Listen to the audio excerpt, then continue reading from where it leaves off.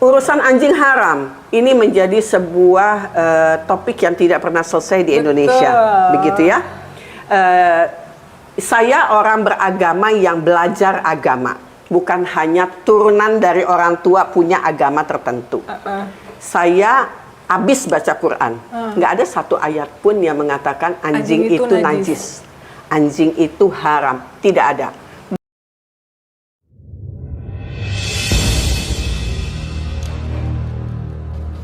Assalamualaikum warahmatullahi wabarakatuh.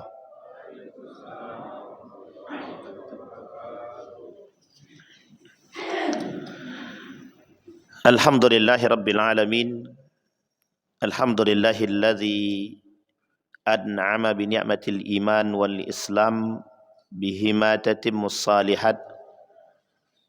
Ashhadu an la ilaha illallah wahdahu la syarika lah wa ashhadu anna Muhammadan abduhu wa rasuluh la nabiyya ba'd. Allahumma salli wa sallim wa barik ala hadzal nabiyyil karim. Allahumma salli ala Muhammad wa ala ali Muhammad fil alamin innaka Hamidum Majid. Ya ayyuhan nasu ittaqu rabbakumul ladzi khalaqakum min nafsin wahidah wa khalaqa minha zawjaha wa batha minhuma rijalan katsiran wa nisaa'a wattaqullaha alladzi tasaaluna bihi wal arham innallaha kana 'alaikum raqiba.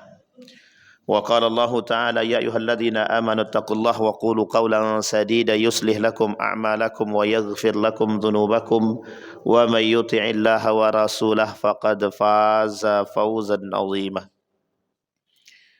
Mudah-mudahan di subuh hari ini dengan rasa syukur yang selalu terpanjatkan, Allah berkahi, Allah sehatkan kita semua. InsyaAllah jalan yang kita tempuh ini mempermudah kita masuk dalam surga. Dengan mengucapkan Alhamdulillahirabbil alamin. Senantiasa memperbanyak salawat kepada Nabi. Mudah-mudahan syafaat yang selalu kita dambakan menambah mudahnya jalan kita menuju surganya Allah. Amin ya rabbal alamin. Mudah-mudahan kita berkumpul dengan Nabi. Di surga itu banyak tingkatannya. Surga itu ada 7. Firdaus, Matwa, Khuldi, Naim, Adnin, Darussalam, Darul Jalal. Tinggal pilih saja. Cuma yang bisa masuk surga tanpa tinggal pilih itu orang-orang tertentu. Siapa? Nah, neraka ada 8 tingkatan. Jangan dipilih-pilih lagi kali itu. Kita tak usah milih kalau neraka. Na'udzubillah summa na'udzubillahi min zalik. Di surga itu ada 7. Di antara 7 surga itu tertinggi adalah Firdaus. Nah, Nabi di situ dengan para sahabat dan orang-orang pejuang di situ, mujahid-mujahid itu di situ. Orang-orang yang mati syahid itu di situ. Orang-orang yang berada dalam jihad di situ. Mudah-mudahan kita termasuk orang-orang yang mujahid. Amin ya rabbal. Baik Bapak Ibu sekalian yang berbahagia. Di dalam Al-Quran Allah berkata, berfirman, Yas'alunaka madza uhilla lahum. Qul uhilla lakumut tayyibat wa ma 'allamtum minal jawarihi mukallibin. Wa ma 'allamtum minal jawarihi mukallibina tu'allimunahunna mimma 'allamakumullah. Fakulu mimma amsakna 'alaikum wadhkuru ismallahi alaih wattaqullaha innallaha sari'ul hisab. Hari ini kita coba mengkaji surat Al-Maidah ayat 4. Surat ini akan kita coba kaitkan dengan satu fenomena di hari-hari ini. Kita masukkan dalam lingkupnya perang pemikiran. Di perang pemikiran entah sampai kiamat tak selesai-selesai kayaknya nih. Jadi Bapak Ibu, kita terjemahkan dulu. Dalam terjemahannya, mereka menanyakan kepadamu, apakah yang dihalalkan bagi mereka katakanlah dihalalkan bagimu yang baik-baik dan buruan yang ditangkap oleh binatang buas yang telah kamu ajar dengan melatihnya untuk berburu. Kamu mengajarnya menurut apa yang telah diajarkan Allah kepadamu. Maka makanlah dari apa yang ditangkapnya untukmu dan sebutlah nama Allah atas binatang buas itu. Dan bertakwalah kepada Allah, sesungguhnya amat cepat hisabannya. Sesungguhnya hisabnya Allah itu amat cepat. Jadi Bapak Ibu, saya mencoba merespon satu video yang singkat. Tapi video ini unik. Dia harus ditinjau dari berbagai macam aspek. Tapi Bapak Ibu juga harus jujur. Kita harus jujur. Kita tak boleh pula berbohong kan. Atau kita berat sebelah itu tak baik juga. Kita harus jujur. Ada video yang hari ini sudah ditonton lebih dari 3 juta. Yang nonton itu lebih dari 3 juta. Ini video ini tentang seekor, gimana membahasakannya ya? Kalbun. Bapak Ibu tahu kalbun kan? Tak perlu saya terjemahan nih, soalnya agak-agak kurang etis kalau diterjemah ini. Tahu Bapak Ibu kalbun ya? Dok lah gitu. Alah kali lawar pula. Dok. Ibu tahu dok nak? Kalbun. Bapak Ibu tahu kalbun ya? Yang bunyinya guk-guk lah begitu. Nah, jadi Bapak Ibu, dalam video singkat ini, perempuan itu, ini perempuan nih. Perempuan itu, saya tak sebutkan fisik lah.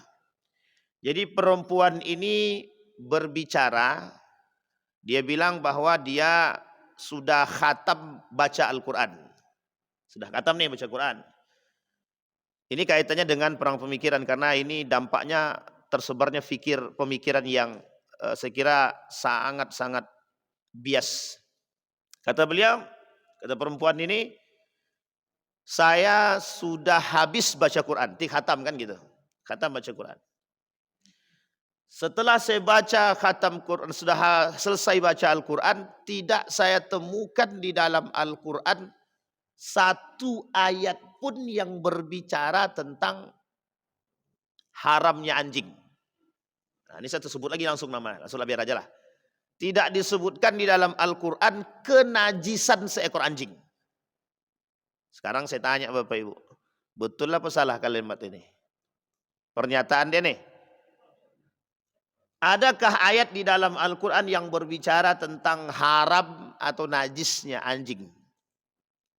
Kalau kita bilang betul, berarti selama ini yang kita bilang anjing itu haram, najis, berarti kita termasuk orang yang berlebihan.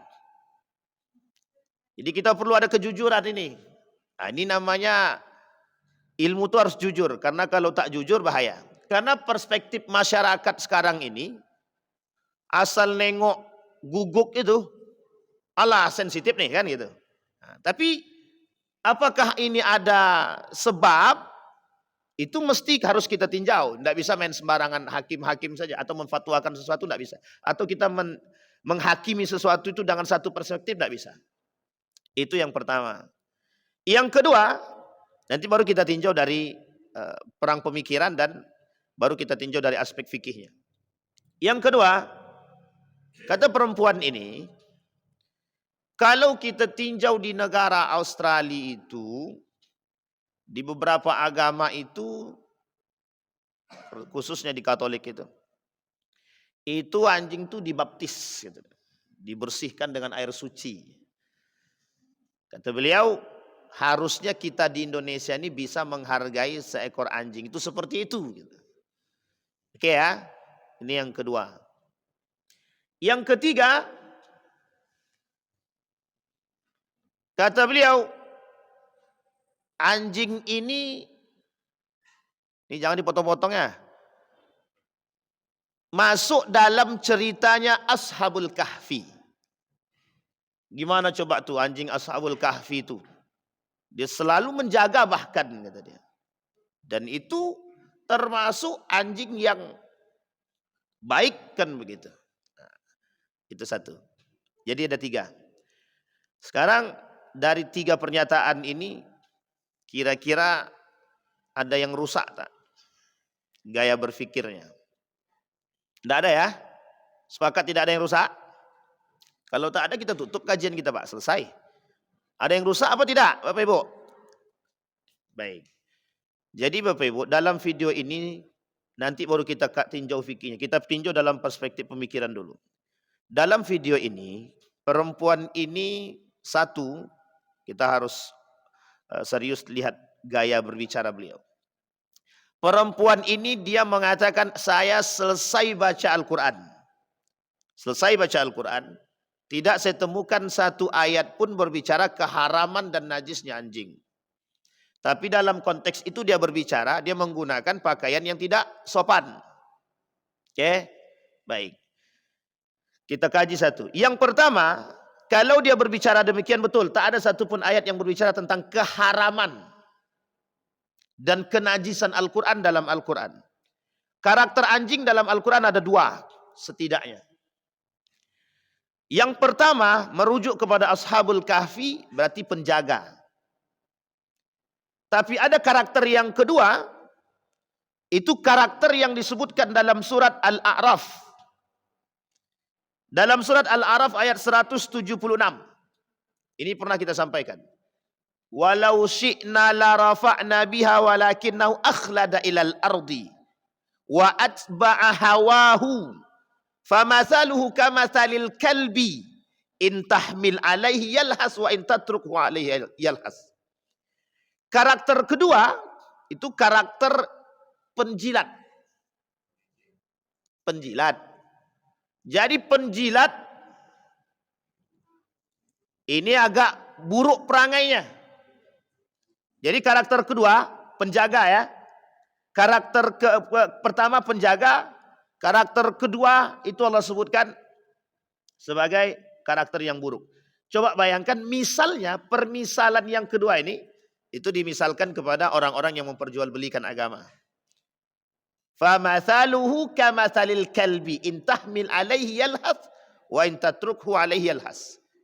Anjing itu akan terus menjulurkan lidahnya, dibagi makan apapun tak dibagi makan tetap akan menjulur lidah. Ini karakter penjilat. Baik, yang ketiga, anjing juga disebutkan sebagai karakter yang cerdas. Kita lihat dalam ayat yang tadi kita bacakan, surat Al-Maidah ayat 4, mukallibin wa ma'allamtum minal jawarihi. Mukallibin, kalian mengajarkan seekor. Mukallibin itu diambil dari kalimatnya anjing, kalbun. Sekarang saya tanya, anjing yang dipelihara itu anjing mana? Binatang yang dipelihara itu yang biasanya digunakan untuk menjaga, untuk berburu, untuk menjaga ternak, itu mesti. Sehingga diambil oleh para sebagian kalangan mengkiaskan menjaga rumah sama kayak menjaga ternak. Jadi manusia itu ya binatang ternak juga gitu. Karena dijaga sama anjing gitu. Oke, sampai di sini bisa dipahami Bapak Ibu ya. Maka dalam hadis Nabi, dalam hadis baginda Nabi Muhammad sallallahu alaihi wasallam, kata Nabi, anjing itu, memelihara anjing itu tidak boleh kecuali dengan dua hal. Satu, untuk menjaga, yang maksudnya menjaga ternak dan lain sebagainya. Yang kedua, untuk berburu. Maka baru boleh. Jadi kalau yang ketiga, menjaga rumah, ini masalah nih. Masalah. Sehingga hadisnya tentang anjing ini juga perlu dikoreksi. Kita bukan dikoreksi, dipelajari maksudnya. Nah, sampai sini paham ya Bapak Ibu ya. Ini nanti alurnya fikih.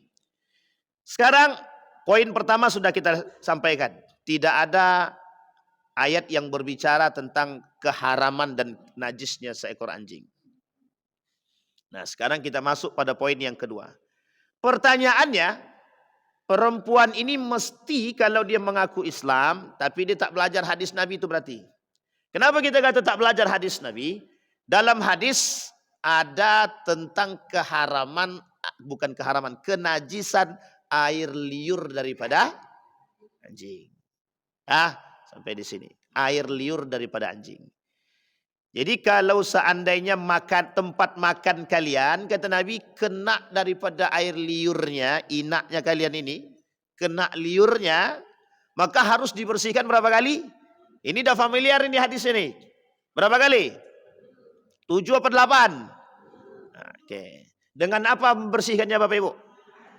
Tanah, saking najisnya, kan begitu pandangan kita. Berarti dengan tanah 7 kali gitu kan. Sampai harus bersih. Artinya dalam pandangan perempuan tadi mengkerdilkan hadis Nabi, menganggap seolah-olah Al-Quran berbicara pada tataran yang lain, hadis ini menjadi poin yang kesekian kali. Dalam paham aliran sesat, ini namanya menolak secara halus hadis baginda Nabi Muhammad SAW. Dan ini disebut dengan ingkar sunnah. Kelompok ingkar sunnah yang hari ini banyak beredar. Itu makanya kenapa Ade Armando bilang tidak ada dalil Al-Quran secara resmi tentang kewajiban sholat 5 waktu. Tapi Al-Quran bukan hadis. Sampai sini paham ya? Padahal sumber itu kalau dalam Islam itu setidaknya ada 2 yang paling kuat. Al-Quran dan hadis. Nah, masalahnya apakah hadis Nabi ini wahyu atau perkataan Nabi? Nah, ini yang dikatakan oleh Mun'im Siri. Pertanyaannya, persoalannya, apakah hadis Nabi ini perkataan Nabi atau wahyu dari Allah? Sekarang saya tanya Bapak Ibu, ini kalau masih juga jawabannya agak menyeleweng, berarti tak ada tak berdampak perang pemikiran kita berarti selama ini. Kira-kira perkataan Nabi ini itu perkataan Nabi atau wahyu? Nah, ada ayatnya, ini berarti berhasil berarti itu. Karena dalam Al-Quran ada wa ma yantiqu anil hawa in huwa illa wahyun yuha. Nabi tak akan ngomong kecuali wahyu. Artinya derajatnya hadis Nabi dengan Al-Quran itu hampir setara, cuma bedanya kalau Al-Quran ada ibadahnya. Kalau hadis Nabi dijalankan baru ibadah. Nah, itu perbedaannya. Maka ada disebut dengan hadis qudsi. Dalam tataran ini kita tak berbicara tentang persoalan hadis qudsinya. Tapi kita berbicara bagaimana manusia hari ini mencoba mereduksi, bukan mereduksi ya, atau diskriminasi terhadap hadis Nabi. Tapi seolah-olah Al-Quran menjadi poin tunggal. Gitu. Jadi seolah-olah wahyu Allah itu adalah Al-Quran saja, hadis tak masuk. Jadi berbicara persoalan Al-Quran, inilah gaya yang disebut dengan mentafsirkan Al-Quran secara ada 2. 1 dengan nafsu, 2 dengan kontekstualisasi. Kontekstualisasi ini ada 2. Diterjemahkan atau ditafsirkan dengan ilmu atau dengan hawa nafsu juga. Nah, ini yang terjadi sekarang. Karena karena perempuan ini memelihara seekor anjing, dia tak mau ada perspektif tentang anjing ini berlebihan, sehingga dia kata bahwa tidak ada dalil Al-Quran yang berbicara tentang. Lah kalau dikaji tentang itu memang tidak ada. Bahkan dalam Al-Quran itu tentang anjing, itu dalam karakter ini, itu sangat dipuji. Cerdas. Bapak Ibu cari binatang yang paling cerdas yang digunakan untuk, yang selalu dibawa, untuk menginteli orang. Itu anjing, Pak. Mencium bom aja anjing tuh, bayangkan tuh. Untuk cium bom anjing gitu. Coba bayangkan.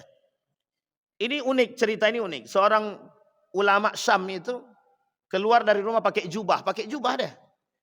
Jadi ketika pakai jubah keluar tiba-tiba anjing menjilat gitu, menjilat bajunya. Ketika menjilat bajunya diambil sama ulama tadi secara agak keras begitu. Kemudian ternyata anjing ini berbicara. Kata anjing tadi, apakah engkau mengira dirimu lebih baik, lebih mulia daripada diriku, kata dia. Balik ulama tadi, balik ke rumah, aku tak lebih baik daripada binatang, katanya. Tapi itu permisalannya anjing gitu. Coba perempuan yang masuk yang dinyatakan masuk surga hanya karena memberi makan seekor. Pertanyaannya kenapa enggak di situ seekor babi, seekor binatang yang lain gitu. Kenapa anjing yang dipermisalkan kan gitu.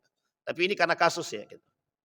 Sehingga poin ini, nah kita tidak pandang itunya, tapi yang kita pandang bagaimana cara dia mendiskreditkan hadis Nabi. Dan ini Bapak Ibu, itu yang sekarang terjadi. Gitu. Jadi seolah-olah, kan Al-Quran tak ada berbicara. Kan Al-Quran tak ada berbicara. Kalau Al-Quran tidak berbicara, berarti semua yang tidak dibicarakan oleh Al-Quran halal. Berarti tandanya, orang jual beli online pun halal, game online pun halal. Judi online pun halal, karena tak ada dalam Al-Quran. kecuali dikiaskan kepada makna gitu. Kalau dikiaskan pada makna baru ada. Apakah disebutkan dalam Al-Quran itu maisir online gitu? Tidak ada. Kecuali kalau Allah bilang dalam Al-Quran maisir online, berarti jual beli judi online haram. Berarti kalau cuma bilang maisir saja, berarti judi saja yang haram. Judi secara nyata gitu. Kalau judi online berarti tak haram. Itu kalau kita memahami bahwa apa yang dipahamkan itu sebatas ini yang disebut dengan makna tekstuali. Jadi kalau kita memahami tekstualitas, ini masalah juga. Nah, tafsir yang dilakukan seperti ini itu biasanya digunakan oleh kaum-kaum orientalis. Dengan menyamakan Al-Quran dengan Injil. Karena dulu ada namanya metode tafsir Al-Quran namanya hermeneutik. Metode mentafsirkan Injil itu namanya hermeneutik. Nah, oleh kaum orientalis, kenapa tidak Al-Quran ini diterjemahkan atau ditafsirkan melalui metode ini? Apa maksudnya metode hermeneutik ini? Kontekstualisasi. Bagaimana Al-Quran harus menyesuaikan zaman. Contohnya begini. Sekarang ini kan zamannya zaman narkoba gitu.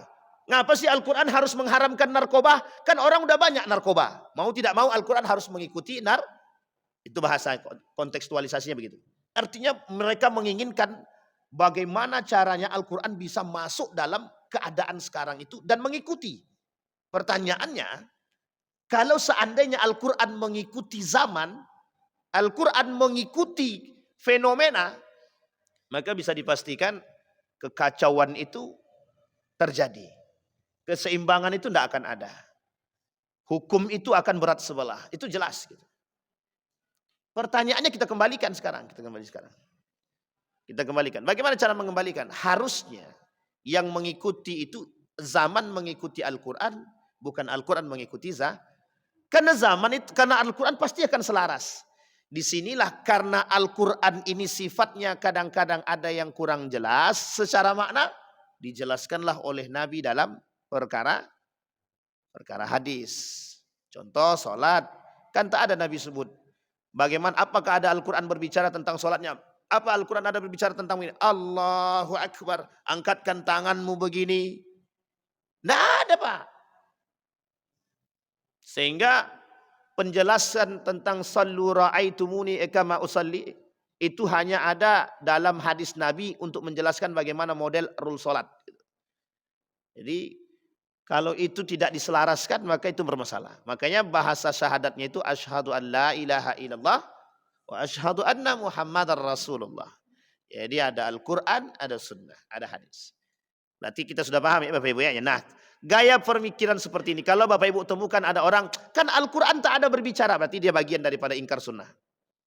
Itu bagian daripada orang-orang yang menolak hadis Nabi. Ini tidak bisa dilepaskan Pak. Itu yang pertama. Sekarang yang kedua, bahaya pada pemikiran beliau pada poin yang kedua. Apa kata dia? Menganalogikan Islam dengan agama yang lain. Menganalogikan Al-Quran dengan agama yang lain. Atau menyamakan Al-Quran dengan yang lain. Tidak bisa, Pak. Tidak bisa. Kalau kita mau menyamakan Al-Quran dengan kitab-kitab yang lain, kalau kita mau menyamakan, itu sebenarnya salah satu cara untuk membuat para pengikut-pengikut yang berpegang teguh kepada kitab suci ini, yuk turunkan dulu levelmu. Turunkan levelmu, angkat semangatmu, angkat toleransimu, benam Al-Quranmu, samakan dengan yang lain. Jadi kalau agama yang lain berbicara kebolehan tentang seekor binatang, maka mau tidak mau Islam juga harus begitu. Gitu. Sampai sini paham ya? Jadi cara mereka membenturkan satu persoalan itu dengan membandingkan satu kitab dengan kitab yang lain.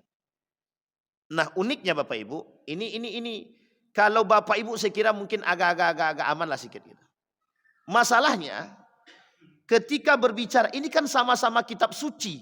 Lah kok Al-Quran berbicara lain, kok ini berbicara lain? Kok ini lebih toleransi daripada Al-Quran, lebih toleran daripada Al-Quran gitu. Sehingga gaya berpikir anak muda yang terreduksi oleh liberalisme ini, dia akan ke Al-Quran atau ke sini. Dia akan pindah ke samping, Pak. Kenapa pindah ke samping? Lebih longgar. Sehingga dikata Al-Quran ini sangat ekstrim. Ini bahasanya Pak. Makanya kenapa bahasa jihad itu dipahami oleh orang-orang yang memang, mohon maaf ya, memang otaknya kurang agak serius, sehat gitu. Itu bahasa Al-Quran itu tentang jihad itu udah ekstrim kata mereka. Sehingga jangan pahami jihad itu dalam paham Al-Quran. Kalau dipahami jihad itu dalam paham Al-Quran itu ekstrim banget gitu. Sehingga cara mereka mematahkan Al-Quran itu bukan dengan cara mengkaji ayatnya, tapi bagaimana melihat keadaan disesuaikan. Ternyata Al-Quran bertolak belakang. Sehingga di sini menjadi masalah Pak. Nah, ini persoalan tafsir Al-Quran. Jadi menganalogikan Al-Quran dengan hal-hal yang itu tidak bisa Pak, tidak bisa. Karena Al-Quran ini kitab sucinya umat Islam dan itu seharusnya menjadi pegangan umat Islam. Tapi cara mereka ingin meruntuhkan nilai Al-Quran tadi dan menjauhkan kita dari makna Al-Quran sehingga dipahami bahwa Al-Quran ini terlalu ekstrim, terlalu porno, terlalu pokoknya begitulah. Kita ambil contoh yang sederhana. Dalam Al-Quran dikatakan bahwa Nabi Muhammad itu buta. Umyun. Umyun ya. Sekarang pertanyaannya, lah kok ada manusia yang mau ngambil ilmu dari orang buta? Kok ada orang mau mengambil ilmu dari orang buta? Ini kalau kita berbicara persoalan ini selesai Pak. Allah Rabbi. Assalamualaikum warahmatullahi wabarakatuh. Jadi kalau kita berbicara pada tataran persoalan seperti ini tidak bisa. Ini masalah bagi kita. Jadi kayak Nabi itu buta. Ada seorang perempuan keluar daripada Islam, dia mengaku bahwa aku ini sudah khatam belajar Al-Quran. Tapi baca Qurannya belepotan gitu kan. Tapi dia ngaku udah paham Al-Quran gitu. Sehingga dia kata bahwa ngapain kita mengikut manusia yang bodoh katanya. Nah, jadi pahamnya mereka bahwa sesuatu di dalam Al-Quran itu terkadang kontradiktif dengan keadaan gitu. Terlalu bertolak belakang dengan keadaan. Sehingga ketika bertolak belakang dengan keadaan, tafsir yang tepat itu harus disesuaikan dengan keadaan. Nah, ini yang jadi masalah kita sekarang. Jadi kalau udah ini menjadi masalah bagi kita sekarang. Uniknya pengikutnya adalah orang-orang Muslim sendiri gitu. Nah, ini orang-orang Muslim yang terpedaya dengan gaya berpikir seperti ini, itu yang disebut dengan munafik itu. Umat Muslim yang munafik. Baik, itu yang kedua. Sekarang yang ketiga. Yang ketiga Bapak Ibu sekalian yang berbahagia. Di dalam pahamnya umat Islam bahwa anjing itu kan najis ya. Najis dalam arti kata pada aspek air liurnya, meskipun sebagian ulama itu debatable. Terjadi perdebatan. Nanti kita lihat tinjau setelah ini dalam fikihnya gitu. Bapak Ibu sekalian yang berbahagia, kita tidak sedang berbicara tentang aspek fikihnya sekarang. Begini, ketika dia mengatakan bahwa anjing itu tidak lagi najis ataupun haram, maka mau tidak mau kita harus merubah pola pikir kita secara pelan-pelan untuk menerima binatang yang satu ini. Sehingga kalau seandainya banyak yang memelihara itu menurut mereka lebih baik. Menurut mereka lebih baik. Sekarang kalau mau ya silahkan, kalau enggak. Nabi bilang begini dalam hadisnya. Kalau ada di rumah itu anjing, kata Nabi, malaikat tak akan masuk ke dalam rumah itu. Kan begitu. Malaikat tidak akan masuk ke rumah seseorang yang di dalamnya la tadkhulul malaika kana fihi kalbun. Ada binatang itu di situ. Pertanyaannya, mengapa malaikat tidak mau? Apa mungkin malaikat itu bertolak belakang dengan Allah? Sementara dalam Al-Quran Allah bilang anjing ini terlatih, hewan yang bisa dilatih. Kalau dipahami bahwa anjing ini baik dan terlatih, kenapa malaikat harus takut bertemu dengan anjing? Ini paham logika ya Bapak Ibu ya. Beginilah gaya berpikir mereka. Sampai sini paham? Sehingga bagi mereka, ya ngapain pahami itu? Kita lebih ikut yang ini dulu lah. La tadkhulul malaika fi baitin. Malaikat tidak akan masuk ke dalam rumah seseorang. Itu hadis. Sementara Al-Quran berbicara binatang ini, anjing ini binatang yang baik. Pertanyaannya, kalau disuruh pilih mana? Pilih Al-Quran atau pilih hadis? Sekarang kita dibenturkan dengan begitu. Top. Sekarang pertanyaannya Bapak Ibu pilih mana? Mesti pilih Al-Quran. Tidak mungkin pilih hadis, kan begitu bahasanya. Salah gaya berpikir kita seharusnya gitu. Paham ya Bapak Ibu ya? Jadi Bapak Ibu sekalian yang berbahagia, ini gaya mereka untuk merusak kita tuh begitu. Nah, jadi yang kita tinjau dalam aspek bagaimana cara mereka merusak. Nah yang terakhir yang keempat Pak.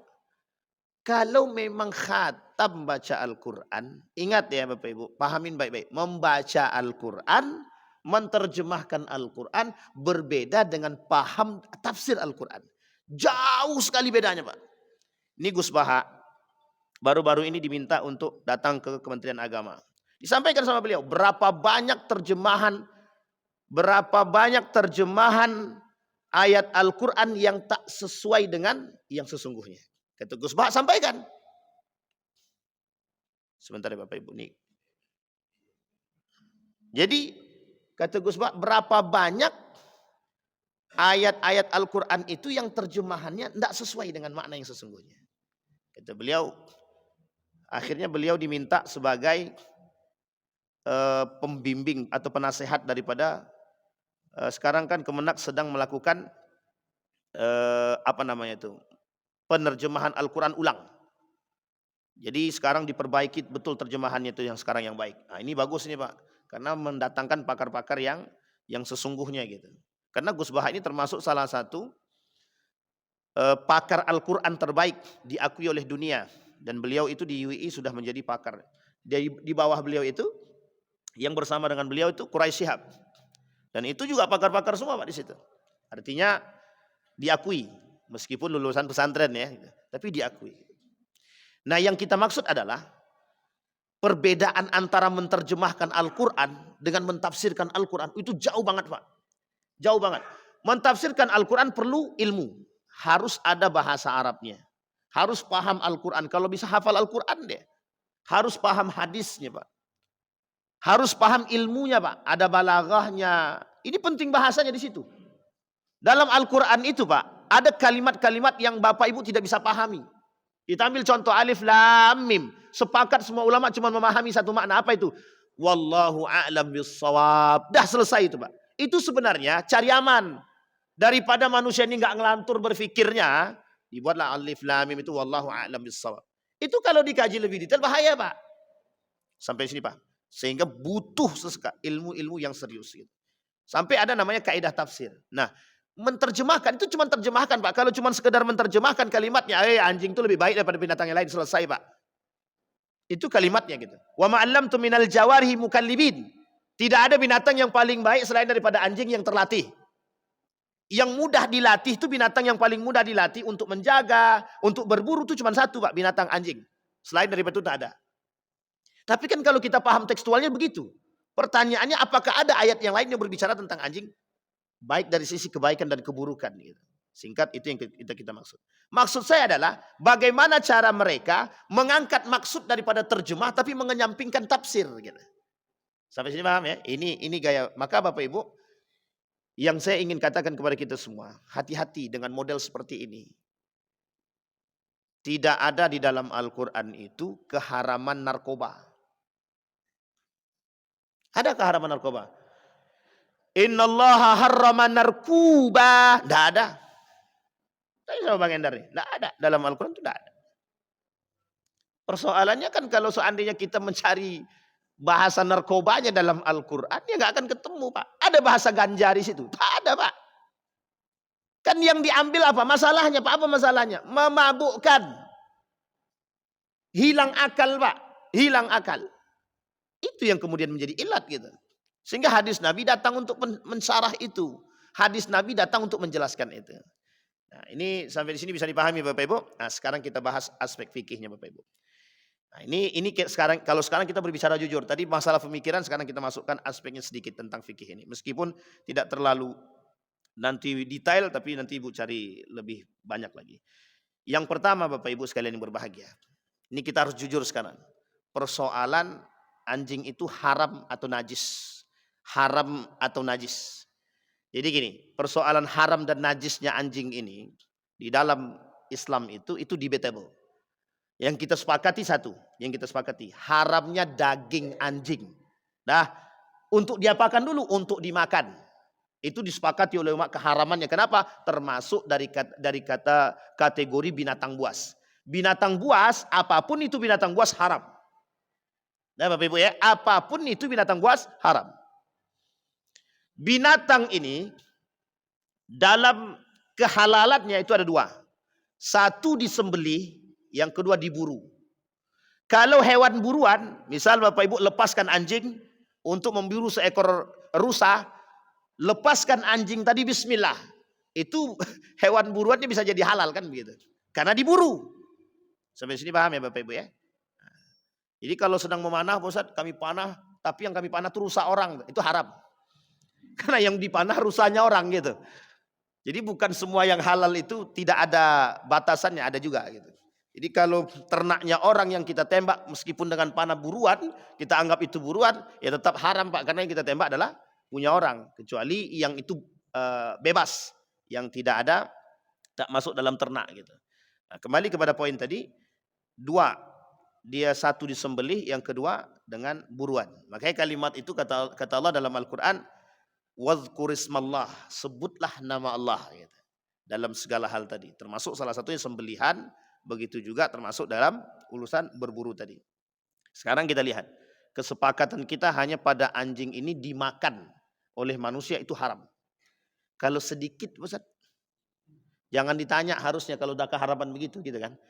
Keharaman binatang buas ini mau sedikit mau banyak dia haram sudah. Nah, tapi Ustaz, kenapa anjing itu kok selalu digandeng dengan babi? Tak usah bahas. Karena memang babi dan anjing ini kenapa masuk dalam hal yang diharamkan untuk dimakan itu karena pada aspek buasnya tadi. Sisanya berbeda karakter anjing dengan babi. Dah sampai sini paham ya? Nah, baik. Baik Bu, sekarang kita masuk poin yang kedua. Apa hukumnya memelihara anjing? Nah, kita masuk, sebelum memelihara anjing, kita harus paham dulu kenajisan anjing ini. Sekarang dalam hadis Nabi disampaikan, kata Nabi dalam hadis dia. Ini harus jujur kita nih.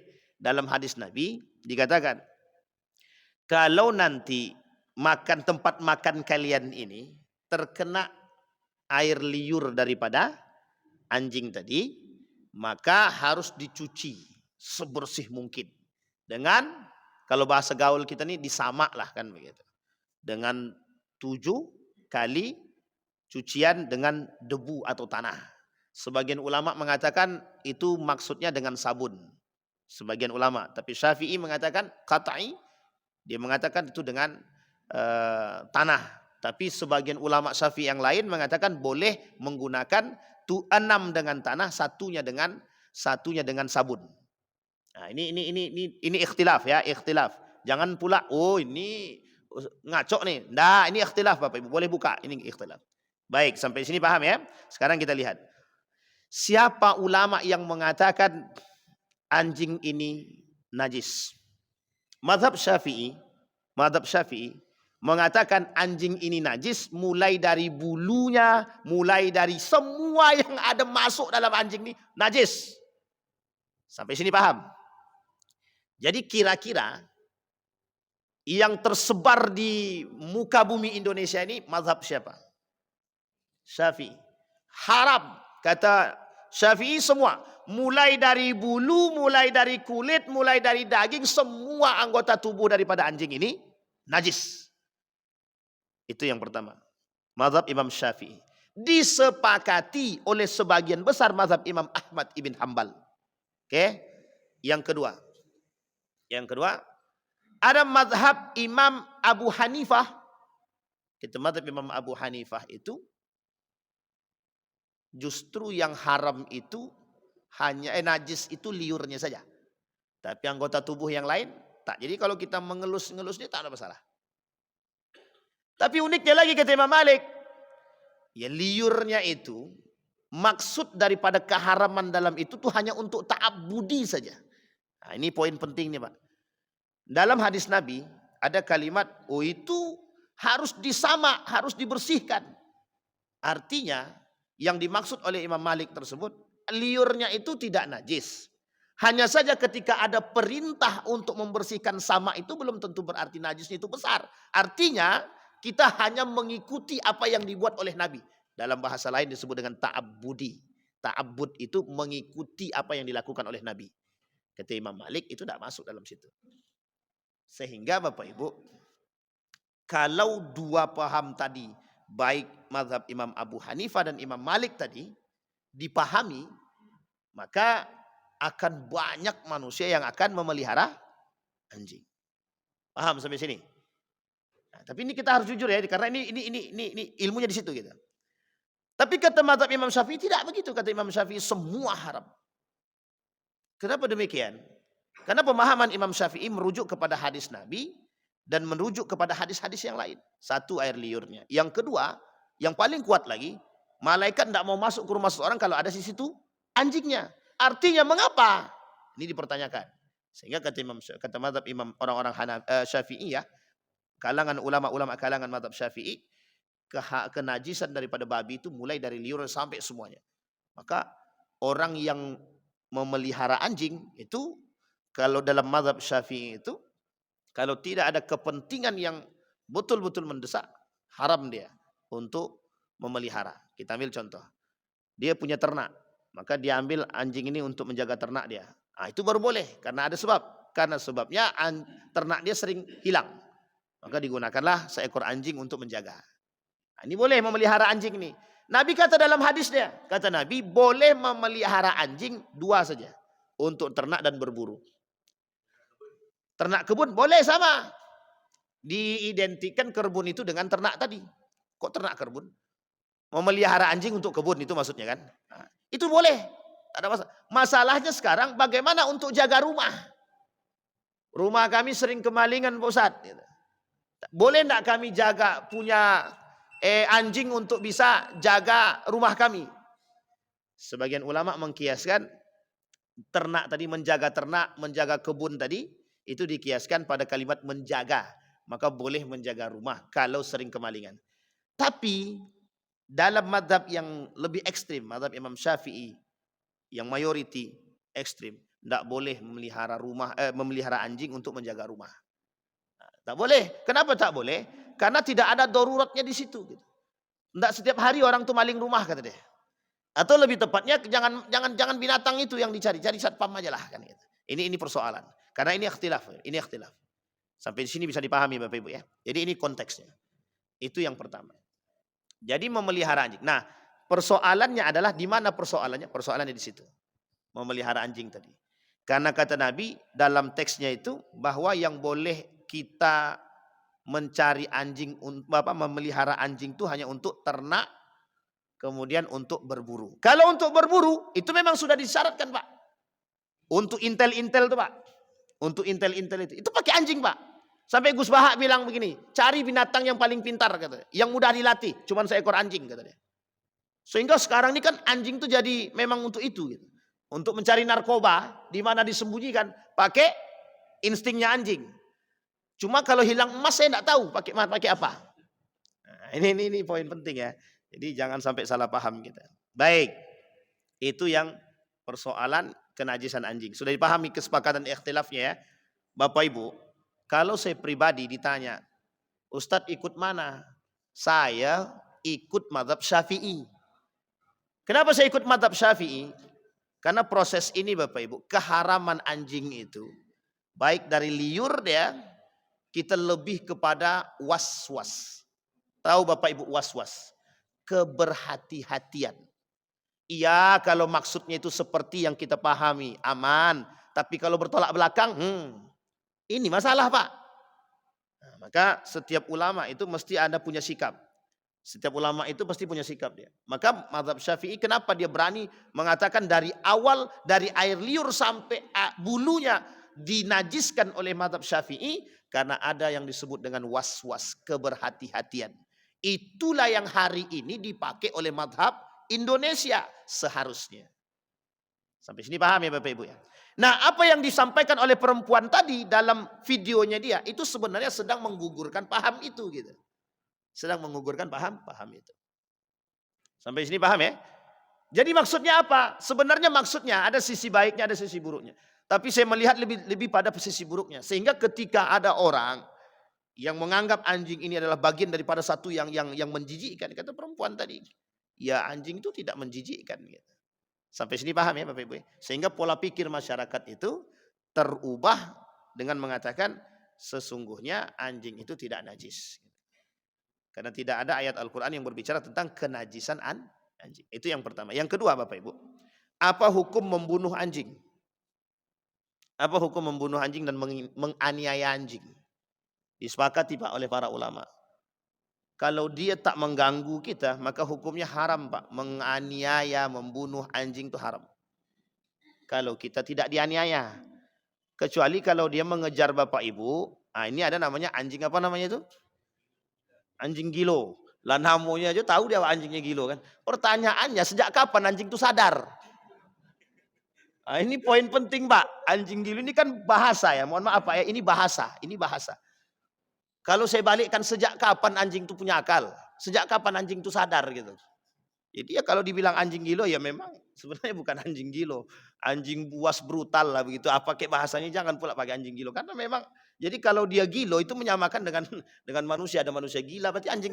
Jadi apa bedanya manusia gila dengan anjing gila gitu? Perbedaannya kan cuma satu. Bahkan sekarang itu manusia lebih gila daripada anjing. Saya kasih ilustrasi Bapak Ibu. Anjing itu menjilat dengan akal atau bukan? Enggak Pak. Karena anjing enggak punya akal. Sekarang manusia punya akal tapi kok menjilat. Berarti kan lebih parah daripada. Paham sampai sini Pak? Ini ilustrasi. Tapi jangan dibawa kemana-mana. Dan jangan dipotong. Itu bahaya itu. Baik. Kita masuk poin tadi. Menganiaya binatang. Apapun binatangnya Pak. Kecuali yang telah disebutkan oleh Nabi. Ya yang disebutkan. Ada pertanyaan. Membunuh cicak itu boleh apa tidak? Itu memang disampaikan Nabi dalam hadis begitu memang. Ada kesunahan daripada membunuh cicak gitu. Diambil karet itu tembak kan gitu. Jadi ini poin kepada kita masuk pada anjing tadi. Ya, ini fikih Pak. Sekarang pertanyaannya adalah bagaimana hukum menganiaya anjing? Maka dikatakan menganiaya anjing ini hukumnya haram kalau tidak dalam persoalan. Misal memang anjing itu dilepas hanya untuk menyiksa kita, maka kita boleh menjaga diri. Menjaga diri itu tuh jangankan anjing, manusia saja kita boleh menjaga diri. Manusia membunuh kita, ada manusia datang untuk membunuh kita, kemudian kita lawan dan terbunuh dia, maka dalam agama itu kita sedang defend, menjaga diri. Dan itu penting Pak. Nah termasuk dalam persoalan hal seperti ini. Itu yang kedua. Sekarang kita masuk poin yang ketiga. Poin yang ketiga. Apa hukumnya jual beli anjing? Nah, ini poinnya langsung masuk nih. Apa hukumnya jual beli anjing? Nah, kalau ijab kabul lah lumayan lah kan. Pentingnya jual ijab kabul. Kalau asal ada ijab kabul sah-sah gitu deh. Kan gitu. Baik. Hukum memperjualbelikan anjing dalam mazhab Imam Ahmad bin Hambali dalam Hambali itu tak boleh. Tidak boleh memperjualbelikan anjing, tidak boleh. Dan tidak boleh memakan harta yang dihasilkan daripada penjual belian anjing. Oke, diikuti. Sebenarnya bukan diikuti, mengikuti mazhab daripada mazhab Imam Asy-Syafi'i. Tapi ada pengecualian Pak, ada pengecualian. Rumah kami ini sering ada kemalingan, bukan rumah, ternak kami sering kemalingan. Kami butuh anjing untuk ternak gitu. Maka hukum itu terikat dengan ilat tadi, ada sebab. Maka dibenarkan dimubahkan oleh sebagian mazhab Imam Syafi'i itu jual beli anjing dalam tataran untuk melakukan penjagaan. Sampai sini paham ya Bapak Ibu ya. Misal ada rumah yang selalu kemalingan, ada ternak yang selalu kemalingan, maka datang orang jual anjing ternak untuk ternak tadi, maka boleh dia pakai itu untuk melakukan, dia beli anjing tersebut untuk menjaga ternak dia. Itu dibenarkan Pak. Dimubahkan, dibolehkan. Tapi ada ilat. Ilatnya apa? Ada sebab. Apa sebabnya? Kemalingan di ternaknya itu digunakan untuk berburu dan lain sebagainya. Tapi kalau hanya untuk pelihara kami bawa kemana-mana di atas onda Pak Ustadz, itu pamer namanya. Dan itu sebenarnya yang dilarang. Yang dilarang itu sebenarnya yang itu gitu. Kita bawa kemana-mana Oh ini anjingnya anjing Australia Pak Ustaz, mau dari Australia kayak mau dari Amerika kayak kalau haram juga, kalau najis juga kata Imam Syafi'i. Sampai sini paham Pak? Bukan berarti anjing itu karena sudah dipakai sabunnya harganya 2 juta, pakai sepatunya harga 5 juta, mau terserah seberapa mahalnya, tetap aja kalau najis kata Imam Syafi'i najis. Yang dimaksudkan oleh Imam Syafi'i kenajisan itu mulai dari air liur sampai semuanya Pak, tanpa harus dicuci. Sekalipun dicuci tetap aja najis. Tapi orang-orang yang bawa anjing itu bagaimana Pak Ustadz? Itu mungkin dia mazhabnya agak lain sedikit. Iya, agak lain sedikit mazhabnya. Ya mungkin tak ke seberapa kita nggak tahu juga lah. Jadi sampai di sini paham ya Pak Ibu. Kata para ulama merujuk kepada paham tadi. Kenapa saya ambil paham itu Bapak Ibu? Karena begini. Kata mazhab Imam Syafi'i dan mazhab Imam Ahmad bin Hambal, keberhati-hatian menjaga diri kita nih itu penting Pak. Terkhusus begini, mohon maaf. Kita Bapak Ibu ya, itu kan ibadah kita 5 kali dalam ibadah wajibnya 5 kali dalam sehari. Nah, dikhawatirkan kenajisan itu tersentuh pada pakaian. Nah, sekarang Bapak Ibu ketika ditanya, kalau seandainya tangan Bapak Ibu kena air liurnya anjing misalkan. Nah ini kira-kira gimana? Harus wudhu lagi atau mandi lagi atau bagaimana? Tergantung cara paham tadi. Maka kita tak menyalahkan siapapun yang berpegang pada paham-paham terkait mazhab tadi. Tapi kalau dalam mazhab Syafi'i, sesuaikan dengan seperti yang tadi. Maka dia harus disama, kemudian harus berwudhu lagi. Tapi dalam mazhab yang lain, yang tengah-tengah, itu yang tengah-tengah, kalau dia tidak berpahamkan bahwa air liur anjing itu tidak najis, ya cukup dia sekedar ta'abbudi saja. Ya tidak perlu wudhu ulang. Tapi dalam mazhab yang Imam Abu Hanifah yang berpahamkan cuma air liur saja yang najis, berarti kalau tersentuh dengan pakaian, misalkan baju dia tersentuh dengan badan anggota tubuh selain daripada air liurnya, maka cukup untuk dibersihkan saja selesai. Dan tidak ada kenajisan di situ. Sampai sini paham Bapak Ibu. Tapi kita mazhab Syafi'i, kalau yang berpegang teguh pada mazhab Syafi'i, maka dia harus memahami hal demikian. Nah, ini poin pentingnya di situ Bapak Ibu. Jadi di sini harus kita pahami dan harus kita bedakan di mana cara membedakannya gitu. Apakah itu masuk dalam kategori kenajisan secara utuh atau tidak? Dan ini paham daripada ulama. Dan ingat Bapak Ibu, di mana letak kejujurannya? Ini ikhtilaf. Dan ini oleh para ulama ikhtilaf. Dan kita kalau ada orang yang berpaham demikian, itu tidak ada masalah. Yang menjadi masalah kita, ada orang sudah tidak tahu, dia tidak tahu kalau itu adalah ikhtilaf. Kan tidak ada Islam berbicara begitu. Ah, ini yang menjadi masalah. Sampai sini paham Bapak? Yang menjadi masalah kita adalah orang berbicara fatwa, tapi dia sama sekali tidak ada ilmu agama. Nah, ini yang menjadi masalah. Makanya poin yang tadi yang saya sampaikan dalam perempuan tersebut itu sebenarnya dia sedang berbicara tanpa ada dasar ilmu yang kuat, dan dia berbicara sedang mereduksi daripada Al-Quran itu sendiri dan hadis Nabi. Di mana letak perang pemikirannya? Ketika semua orang berpaham dengan demikian dan cara berpikirnya sama dengan perempuan tadi, maka bisa dipastikan orang yang terkena virus pemikiran perempuan ini akan menyamakan semua permasalahan di muka bumi, termasuk persoalan yang kita anggap itu sensitif. Contoh nikah beda agama, miras dan lain sebagainya. Itu sensitif. Nah, kalau ini dimasukkan dalam gaya berpikir tadi, selesai Pak.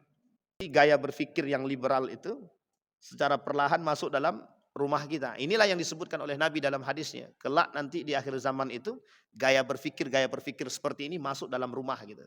Nah, yang dimaksud dengan masuk dalam rumah itu sebenarnya hadisnya begini, di dalam masuknya fitnah ke dalam rumah orang Arab. Wal fitnatu tadkhulu baital Arabi al-a'jabi. Apa maksudnya? Ya fitnah-fitnah seperti ini masuk dalam gaya berpikirnya orang-orang Arab. Itu sebenarnya kiasan, bukan hanya orang Arab, semua manusia. Semua manusia. Sekarang apa yang tak masuk dalam rumah kita? Semua masuk. Fitnah apa yang tak masuk? Semua masuk. Fitnah kerusakan masuk semua dalam rumah kita sendiri. Bahkan kadang-kadang kita berpikir bahwa nilai agama itu tak lebih tinggi daripada Al-Quran, tidak lebih tinggi daripada hukum-hukum yang lain. Bahkan kita berpikir bahwa Al-Quran ini tidak lebih baik daripada yang lain. Pertanyaannya sederhana, kalau memang Al-Quran lebih baik daripada yang lain, kenapa kita tak pernah sering menggunakan Al-Quran dalam rumah kita? Kan itu bahasanya. Sehingga mohon maaf, dalam dunia pendidikan kita tengok di mana arah dunia pendidikan itu. Ke arahnya kemana? Liberalkah atau apakah? Kita dapatkan itu. Bisa Bapak Ibu tengok sebagian mayoritas itu tidak kembali kepada Al-Quran itu. Kenapa tidak kembali kepada Al-Quran? Nah, di sini poinnya, Pak. Kalau dalam dunia pemikiran, perang pemikirannya, ya Al-Quran itu kan datang dari timur. Sementara kan kami keluar dari barat. Nah, kami butuh gaya berpikir orang barat ketimbang Al-Quran. Al-Quran itu kan orang-orang jadul aja yang kembali ke situ. Nah, inilah bahasanya seperti itu. Ada pertanyaan Bapak Ibu? Enggak ada, alhamdulillah. Berburu babi dengan anjing. Berburu babi. Ini lihat baik-baik kalimatnya Bapak Ibu. Berburu babi dengan anjing, kemudian digunakan untuk perjudian. Atau ada ladang perjudian. Sekarang saya tanya, di mana letak kehalalatnya situ? Satu pun tak ada. Sudah yang diburunya adalah babi, dah jelas keharamannya, berjudi pula lagi. Kalau ini menjadi sebuah kebiasaan, ini pemerintah penting. Ya, campur tangan pemerintah penting. Dan majelis ulama, ini kan sebenarnya sudah jelas.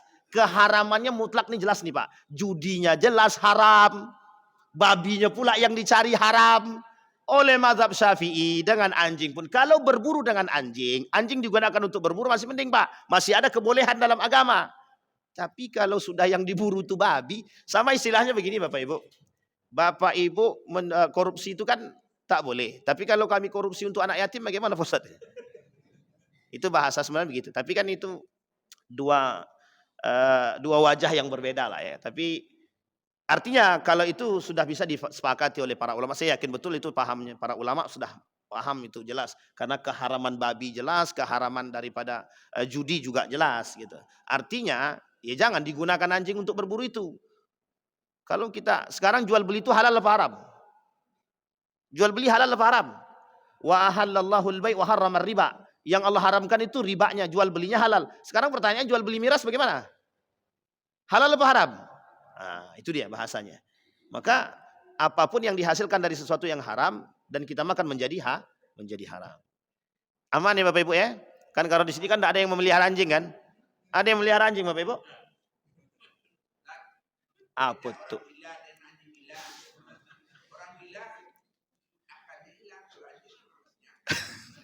Berarti lebih parah ya? Tadi kan sudah kita sampaikan tuh. Saya kira itu Bapak Ibu yang ini hanya untuk intermezzo terakhir aja. Dan yang terakhir Bapak Ibu sebelum saya tutup Bapak Ibu sekalian yang berbahagia.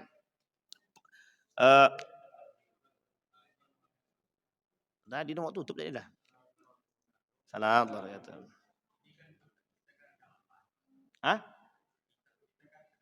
Kitab ada 4. Injil, Al-Quran, Zabur, Taurat.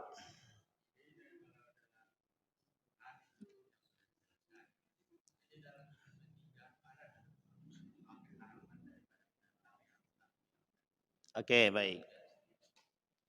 Bapak nanya tentang kitab yang lain. Sementara agama Islam. Kita jawab Pak ya, sedikit ya. Sepaham saya. Jadi gini, Bapak Ibu, dalam saya tidak bahas yang lainnya, tapi saya sering diskusi dengan orang-orang yang beragama Kristiani. Dalam Kristiani itu membedakan mana anjing dan babi itu dibedakan, sangat dibedakan. Bahkan sebagian besar daripada orang-orang Nasrani itu, yang Kristen itu ini kita ambil yang ini. Enggak ada yang mau makan babi itu Pak, enggak ada. Makan babi itu enggak mau dia.